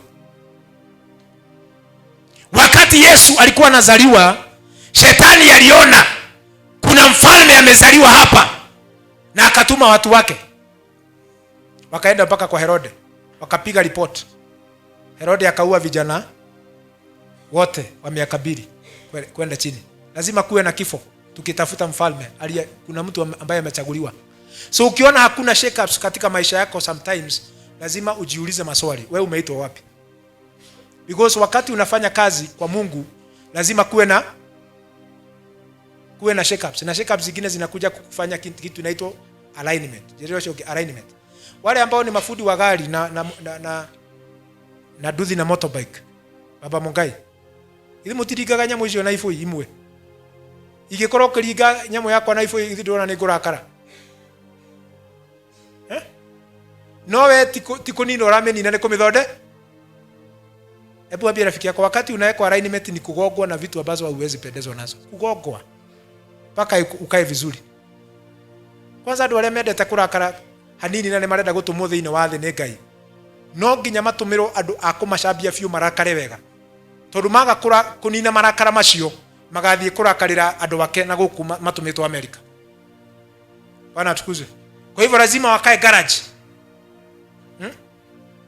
Urarakaretio nigucambio ni mundu umwe Ngai agatuma 15 mena power and anointing ya gugucambia. Na Ngai aka make sure ni wamenya we mucambie.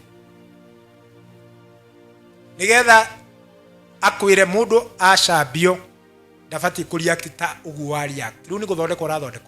Urekirwo divine alignment. Mundu arakaraga Bwana tukuze. Mundu endaga kwihe hinya nigetha ahote gwika ate.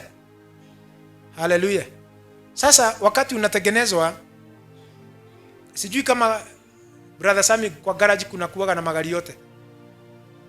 Si ni ile tu inataka kutengenezwa. Mtu mwenye hana gari yenye haina shida anapeleka garage. Yenye inapelekwa garage ni yenye.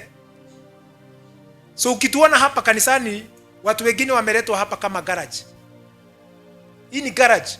Hii ni hospitali. Si watu wote wanakuwaga hospitali. Ni wale wagonjwa. Ili waweze kuwekwa. Siwambie rafiki yako alignment.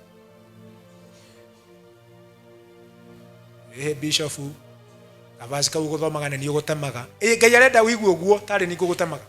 Nigetha wikare wega. Wakati umekatwa ndio sasa unakaaga vizuri. Ukiona injili imehubiriwa na hujakatwa, wewe Mungu haja kuchagua. Wakati Musa ameitwa na Mungu amechaguliwa amezaliwa. Saa hiyo ndio naye Farao amesema Israeli wamekuwa wengi. Kwa hivyo vijana wote wakizaliwa wanafinywa, wanakufa. So Musa alichomoka tu inside the wall. Every person who is called of God lazima apenye pahali ambapo hakuna njia ya kutokea. Uchomokee hapo. Ili wakati utaenda kuencourage ndugu zenu Meru ama huko kwingine utawaambia nie jetago wanaruona tone ndiruonete. Bwana atukuzwe. Mwathani agocwe. Andũ arĩa matumagwo thoni wale wanatumagwo dawari kulipa dawari. Mnachukuaga mtu just like that. Unamwambia yeye ataenda kuongea on my behalf. Si ni mzee mwenye ameona mambo. Mzee mwenye ameenda experience, akona experience ya kutembea huko. Anatusiwa, anaongeleshwa vibaya lakini anakauka. Anasema mimi si kuja kurani mtu, tumekuja kutengeneza urafiki hapa. Anti wanaongea vibaya na ankona kila kitu. Mzee haongei vibaya, ananyamaza kama mzee. Anasema uliamua kujira ni deteke. Kwa sababu amewekwa alignment. Hallelujah. So wapendwa, kama tutatumiwa na Mungu, lazima tujue ya kwamba Mungu haiti mtu anampeleka kazini, anaitaka mtu anampeleka garage. Mungu anaitaka mtu anampeleka shule. Mungu anaitaka mtu anampeleka kwanza kutengenezwa. Preparation time. Na preparation time watu wengi hawapendagi. Kwa sababu gani? Preparation time haikuwagi na pesa. Wale wako college, watu wa college bwana asifiwe. Mnalipako pesa gapi college?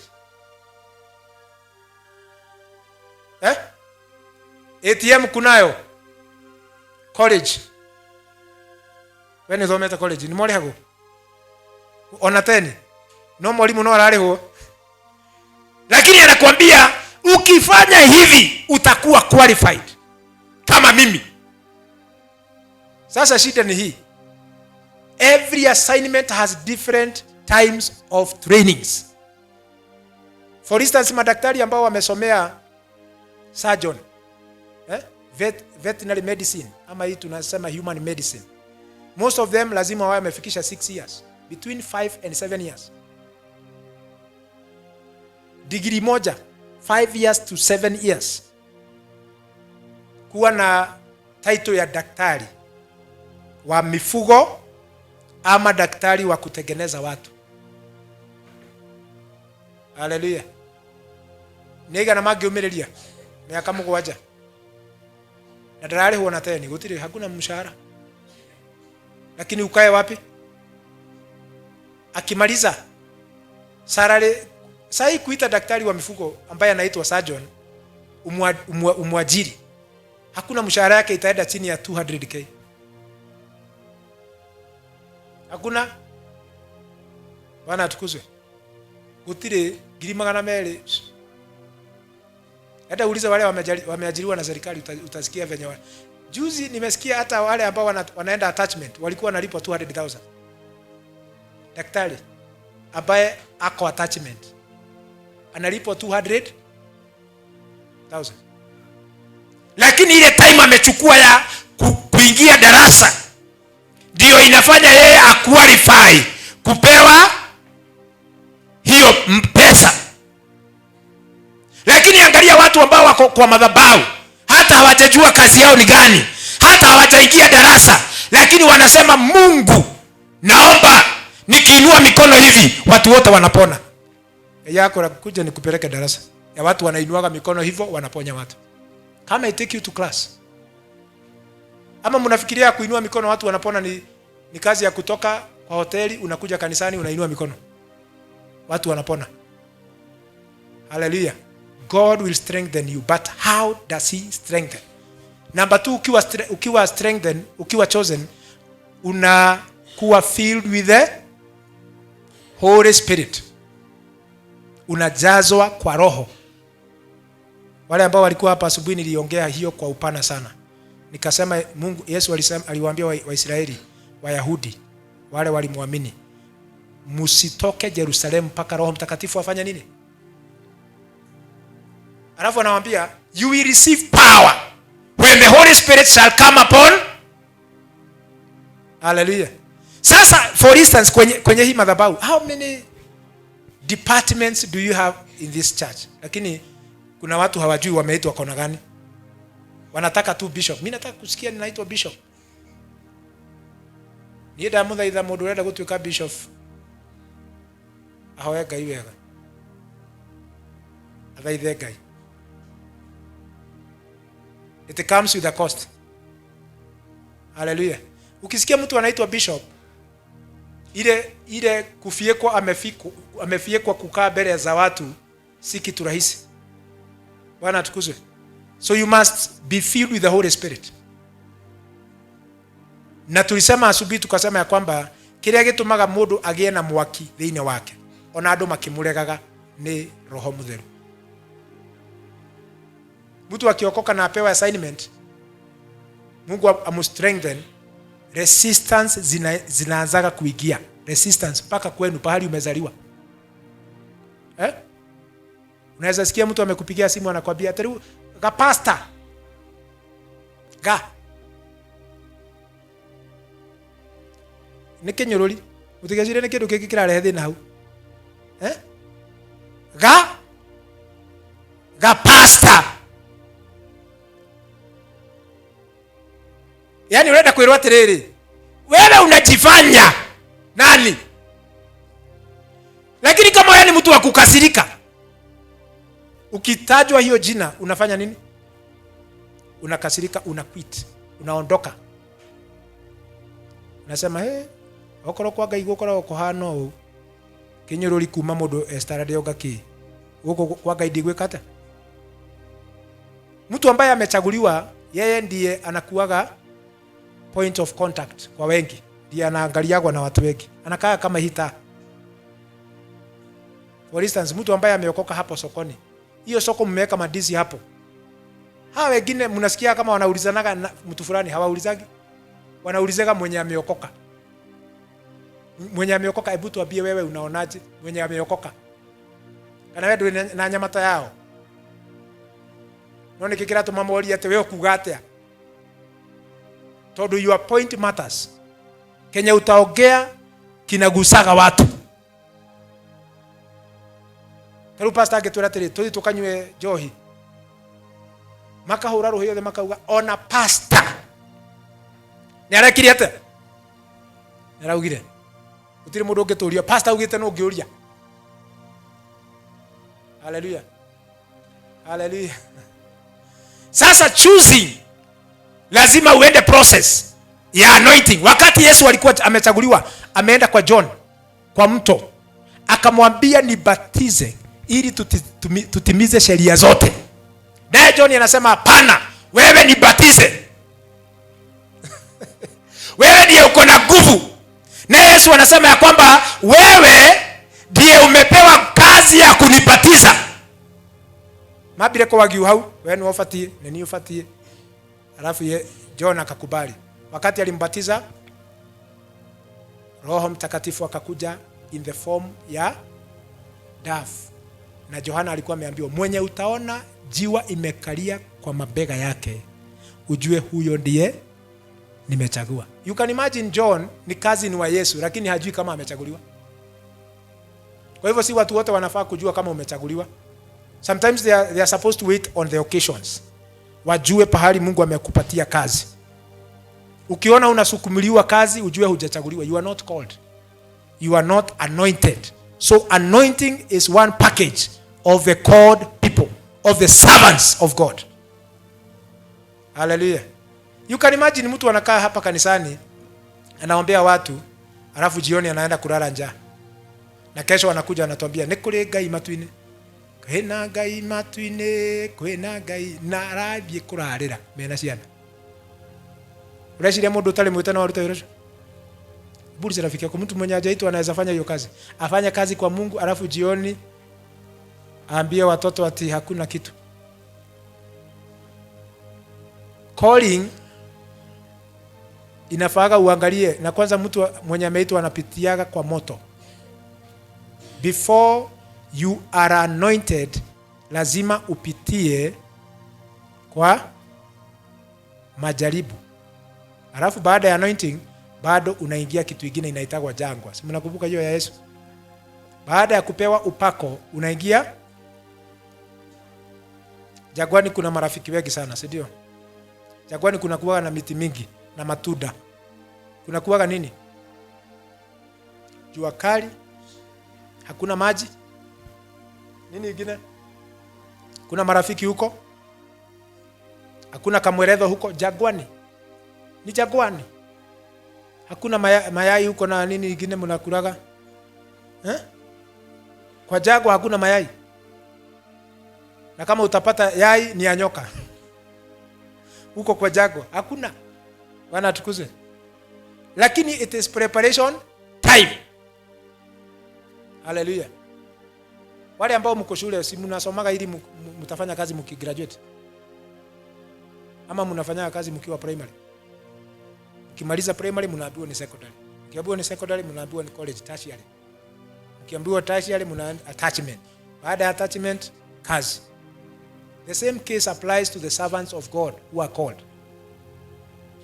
Hallelujah. Na hiyo ndio shida ambayo tuko nayo sana. Wale Mungu ameita wengi hawaingiagi darasa. Hebu uliza rafiki yako, wiki amesoma Bible verse gani? Nisije kuuliza ati yenye amesoma hii chapter na kuuliza verse. Hii wiki. Hata tuone ma servants wa Mungu. Simuongeleshane. Umesoma verse gani hii wiki? Na siulizi siku moja, nauliza wiki mzima. Bishop Korale kumu muno, naona uria twikareirwo ni mathina. Bible dinoya. Ulisoma verse gani by the way?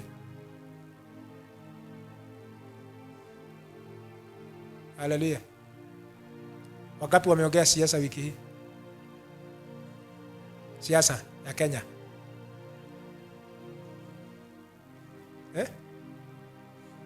Amwinui ni kucheka, kwa hivyo mko ndani. Thank you muno.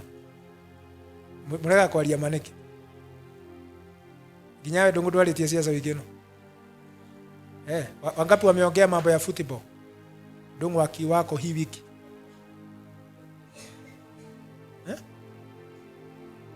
Wala tukuze. Nataka uone servants. Ukitaka kujua umeitwa na Mungu, angalia msukumo kenye kinakusukuma. Ile kazi ambayo unafanya inakusukuma. Kuna watu ambao Mungu ameita tu generally to become intercessors. Si kazi nyingine hata lipo na mtu. Yeye kazi yake ni kutuombea peke yake. Praying for us. Na intercessors ndio department ile haijulikanagi. Hata kanisani hatuiongeagi. Kwa sababu intercessor utamuona wapi? Si praise and worship leader, yeye si kwa kitchen, yeye si mhubiri. It's just a prayer warrior. na ni department. Unakuta mtu akiwa prayer warrior na ameitwa tu just for prayers, like Anna.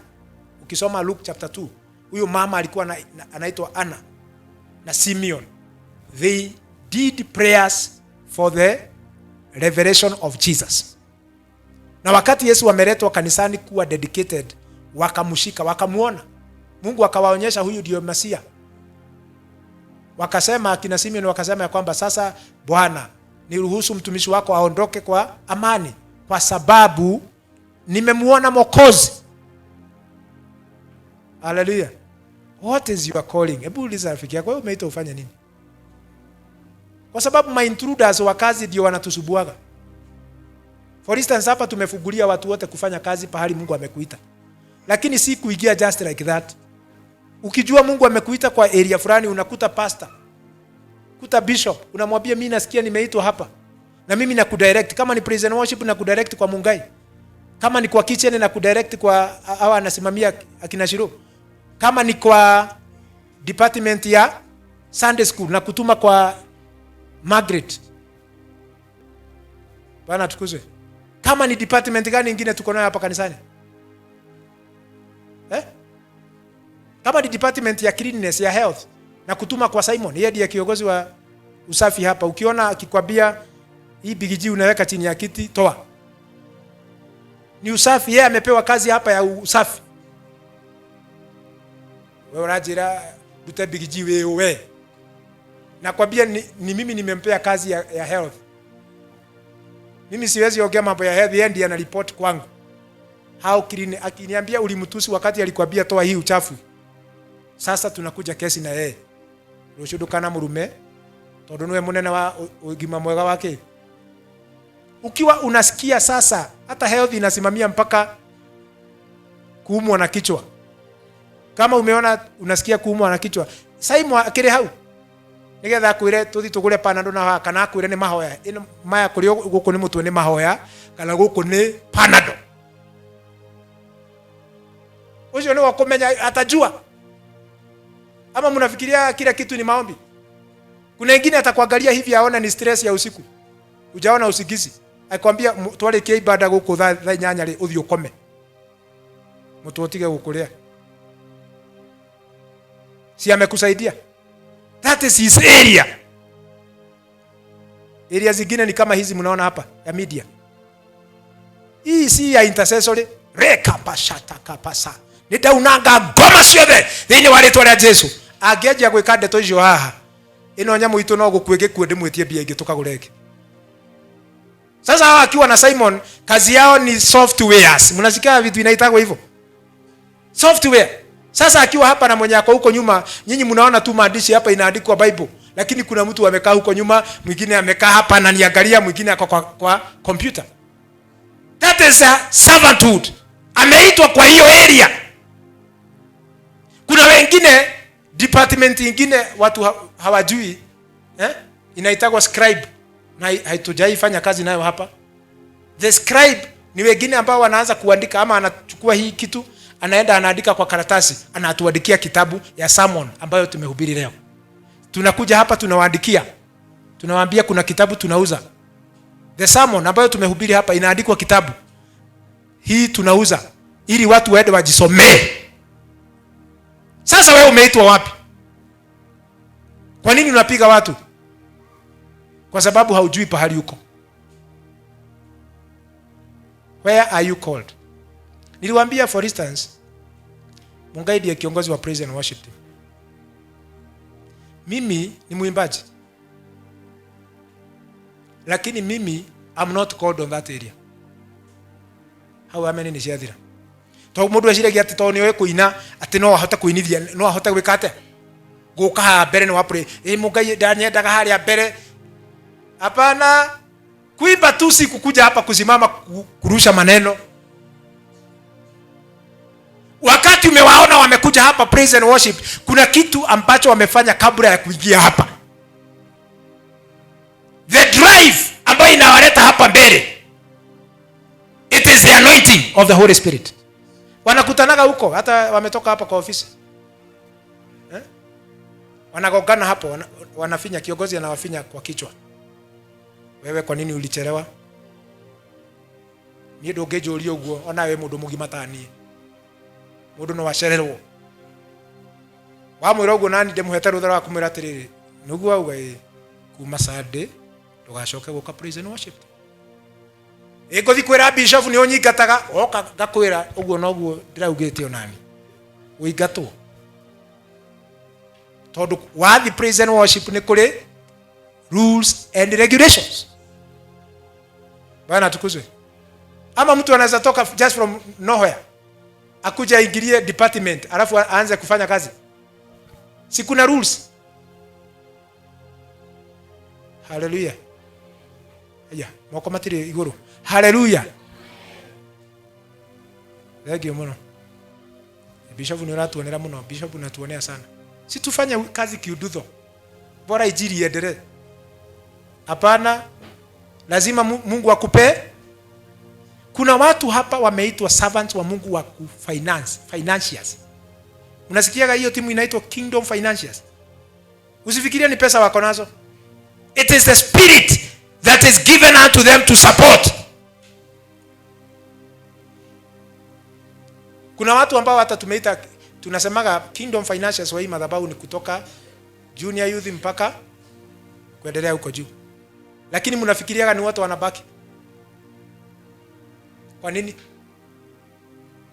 Kwa sababu kuna watu hawana hiyo mzigo ya kusukuma. Unashika hiyo? Kuna pahali tulienda maombi, prayer and fasting. Sasa nilikuwa pale mbele. Najua mabishop sometimes wanaambiwa pastors na bishops wakuja hapa mbele. Sasa tulikuwa tumekaa na wakulino wawili wazee. Tukiwa tunaomba tu, ni kuomba. Unajua wakati wa praise and worship na maombi sometimes si lazima tufuge macho. Prayer center si kanisa kama hii. It's just a place of prayer. Ni pahali tu pa maombi. Sasa wakati tumeimba, watu wakaanza kutoa sadaka, bahasha.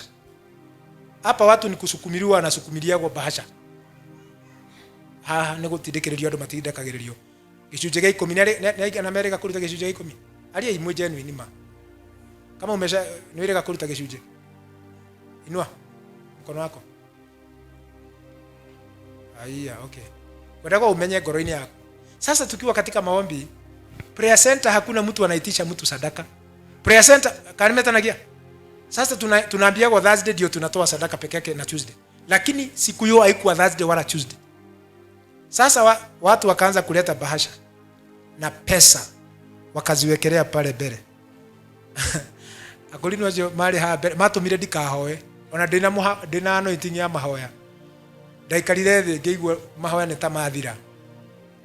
Wazee makora mbia cigĩrĩirwo harĩa mbere na hatirĩ mũndũ wĩtirie, magĩikara thĩ makĩanjia kwĩrana atĩrĩ Ngai, andũ marutaga mbia matetĩtio, marera na haha watu wanatoaga pesa bila kuitishwa. Hizi pesa zote inwe maikarire hau ndagĩka 40 makĩaragia ndeto icio na nĩ prayer center. Niĩ matumirwo na niĩ hane otao tondũ ndakĩrĩ mũthikĩrĩria kĩanjia kũrigwo atĩrĩrĩ, yani huyu si mtoto, hawa ni wazee wako zaidi ya wako na mvi, wako na zaidi ya 50-60 years. Matiri macemania na handũ mũndũ mũhutie agiuga nĩ ndaneana broti ĩno ĩrutĩre wĩra wa Ngai ĩno.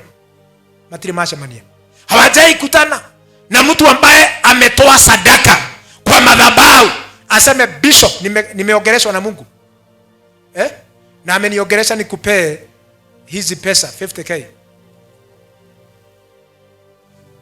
Tero mundu agioka auge ha ne aririo ne Ngai anengere ngiri 50 na we muhothi uria wanaruta munene ni shilingi 50 ugwikate gutire mahoya ringi ni kuhuta hutia kuguza wengine. Unajua lazima nitaenda kukopa bishop, niko na sijalipa school fees na nimesikia bishop amepewa. Hallelujah. Kuna mzee mwingine jana tulikuwa pahali seminar, tukaambiwa kuna dada ameongeleshwa na Mungu, ni story tu ya Nairobi, asaidie mzee fulani kanisani, alikuwa mtumishi kanisani, anogete akarutwa magego mothe no ni ndungata ya Ngai, ni muthaka we, magego makarutwo, ndari mbia, ndari kindu. Sasa akasikia huruma. Huyo mzee akafikiria ni Mungu amemwongelesha, lakini ni huruma tu alihurumia huyo, kwa sababu anaona anajitolea sana kanisani. Kaenda kutaka kumsaidia, lakini kabla hajaenda akasikia sauti inamwambia, sitaki umsaidie, nataka uangalie wakati wa sadaka, wakati venye utaona akifanya. Kanitha ici tu tenere citiarutagwo mihothi neno ati watu wanakuja hapa mbele. Ona kwina kanitha ingi nginya umuthi ciena kanyamu gekaga ate mtu mwenye anataka aweke toa ndugu toa dada ulicho nacho kagathio. Sasa wakati ilifika kwake ati akashika hiyo kitu akapeana huko mbele, hakutoa sadaka.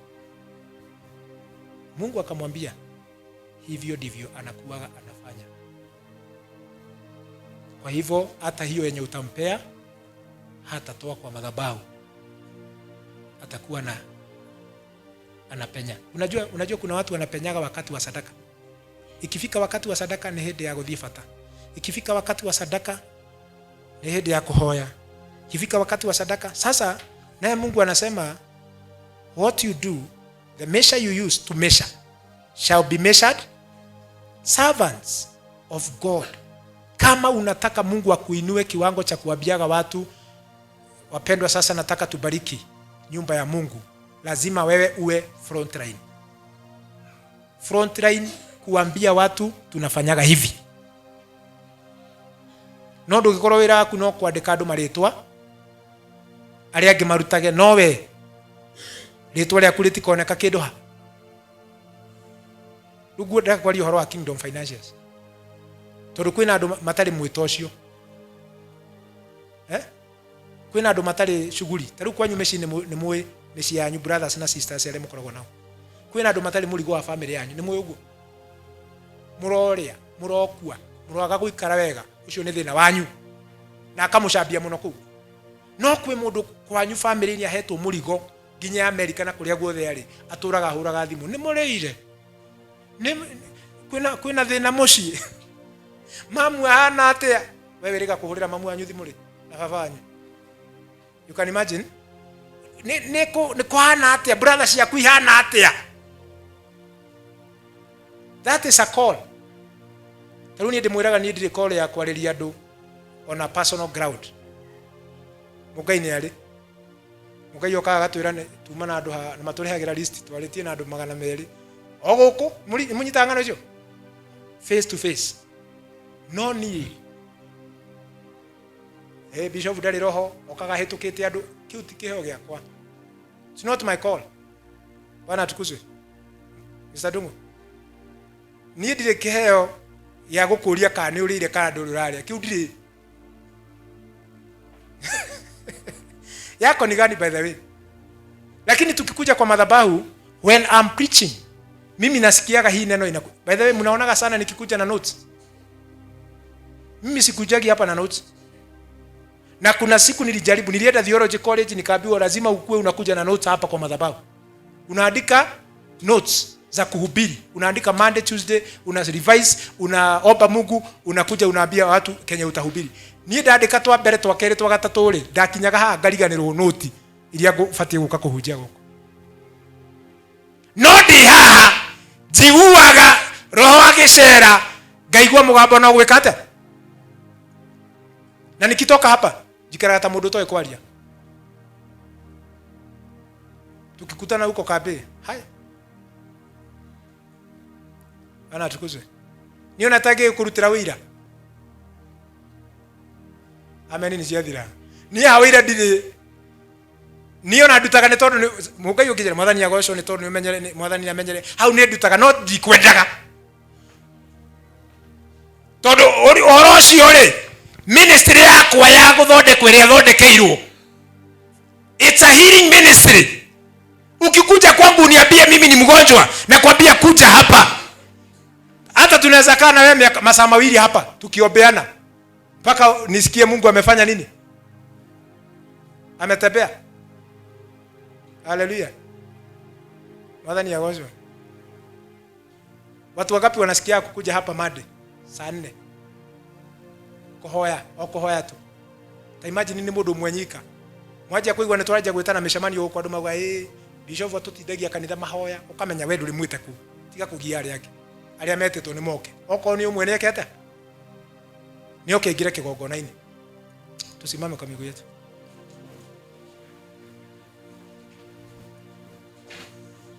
Kwina Ngai matu-ini, kwina Ngai.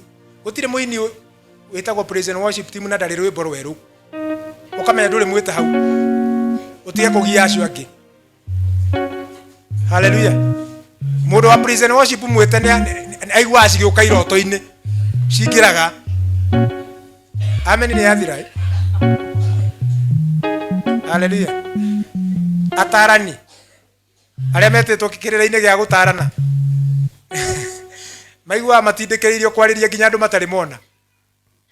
Ndona ta gwenda guteithia mwanake uyu ndimwaririe. Mwathani agocwo. So it's very important. Where are you called? Servants of God. Angalia kazi yenye Mungu amekuita. Usisumbue wenye wameitwa. Kwa sababu utaulizwa maswali kwa sababu uliinterfere na God's business. Hallelujah. Nega na metekera kuigua nimeguthikiriria Ngai. Mwito-ini wao Ngai amurathime na muhe revelation yo. May the Lord give you discernment ya kudiscern ile kazi umeitwa. Hallelujah. Mwathani agocwo. Kuna pahali tulienda All Karaon na mimi napenda kupeana hiyo example kwa sababu huyo mtu alinifurahisha sana. Sikuwa ninajua ni senator but I later followed. Tumekaa watu wamefika karibu 5,000 around 3,000 wenye wanataka kulala huko kwa shule. Nafikiri mlikuwa siku hiyo. Kukawa watu wameingia wengi. Sasa kukatangazwa ya kwamba hakuna mattress. Mattress hakuna. Zimeisha. Wananyuma ogamwakomire muthenya wa mbere. Froini. Sasa you can imagine mtu mmoja na hakuwa amekuja huko siku ya kwanza. Akasikia kwamba hakuna mattress. Akasema just give me 6 hours. Nishughulikie mattress. Ile twashiragia guthie cukuru iria ci hakuhi. Ahoe. Ile cikomagirwo ni twana. Lakini to our surprise gari ya kampuni ikaigia na mattress zile zinaitagwa high density mattresses. Si apeane arudishiwe.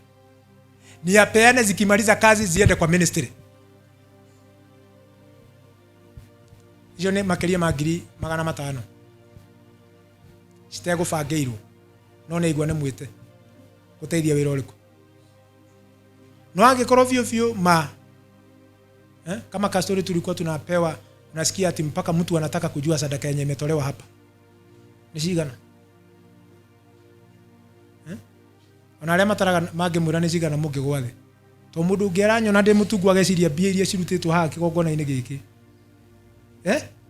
Na igacoka o cio no cio turanyua cai na ciana guku. O icio cirahothwo haha no cio nyuaga cai. Kana he kundu murutaga mbia. No ici cirutagwo haha cikarutwo igatwarwo na kuu. Lakini mtu anaangalia anaona bishop na karatu kageni. Iyo ni sadaka iria irutirwo kundu kuriku. Tondu ndari na mwito uriku. Mwito wako lazima uangalie ili usiwe mzigo kwa wengine, uwe msaada badala ya kuwa mzigo. Hallelujah. Ni ameni riu ni ndona ni turafatara Mwathani atuteithie tondu ngikiuga ameni utoe haria wititwo. Mundu urenda gutuika pastor no atirage meri iri kanitha. Mundu urenda gutuika muinjilisti no athomage Bible thutha wa meri 5. Lazima kwanza yeye awe mwanafunzi wa nini? Wa kusoma, wa kuelewa. Sasa nataka tuongozwe kwa wimbo moja wa kutoa sadaka alafu Mungu tumalizie huko kwingine katika jina la Yesu. Amen. Mema.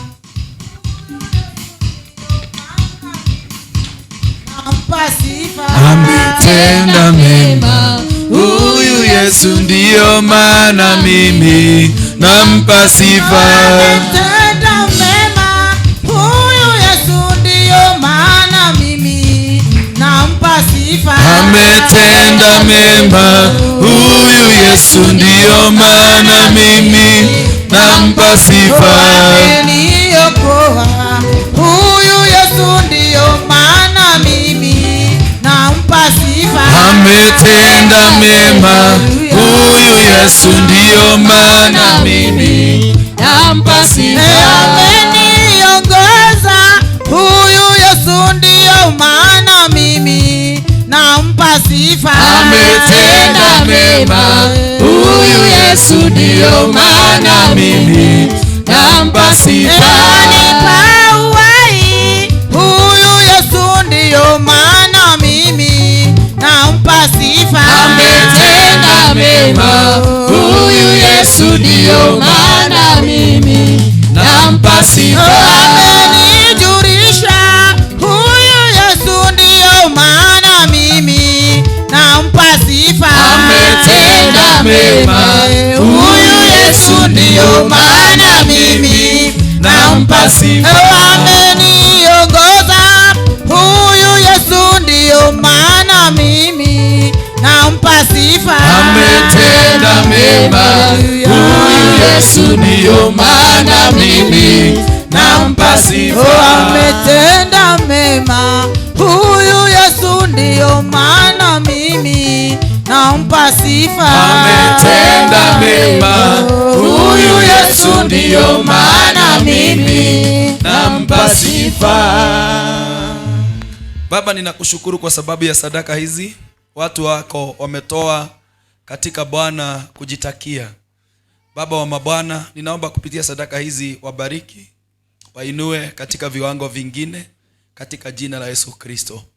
Mahali ambapo walitangaziwa kifo, natangaza uhai. Mahali Bwana walitangaziwa ya kwamba kwao hakutakosa mgonjwa, natangaza ya kwamba kwao kutakosa mgonjwa katika jina la Yesu Kristo.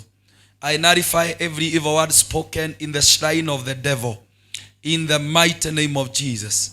Wale ambao huwa wanaitwa Bwana katika vioo, natangaza kutoka siku ya leo kupitia sadaka hii, Bwana hawataonekana tena katika madhabahu ya uchawi in the mighty name of Jesus Christ. Biashara zao zimebarikiwa, mikono yao imebarikiwa. Mahali pahali ambapo watakanyanga watapata kibali. Neema ya Bwana itakuwa pamoja na wao wanapofanya kazi katika jina la Yesu. Baba wa mabwana, as they continue, Lord Jehovah Father, to work, I declare blessing in the name of Jesus. And I declare that they will never lack in the name of Jesus. Meet them in the point of their need, oh God, in the name of Jesus Christ. Asante mfalme wa majeshi kwa sababu ya fungu la 10. Mtumishi wako anapozitumia zikakubali maisha yake katika jina la Yesu Kristo. Wale ambao wametoa Bwana, natangaza dirisha za mbinguni ziwe wazi in the mighty name of Jesus. Wacha wabarikiwe, wabarikiwe, wabarikiwe in the mighty name of Jesus Christ. Asante kwa sababu wewe ni Bwana, in Jesus mighty name. Karibu sana Bishop.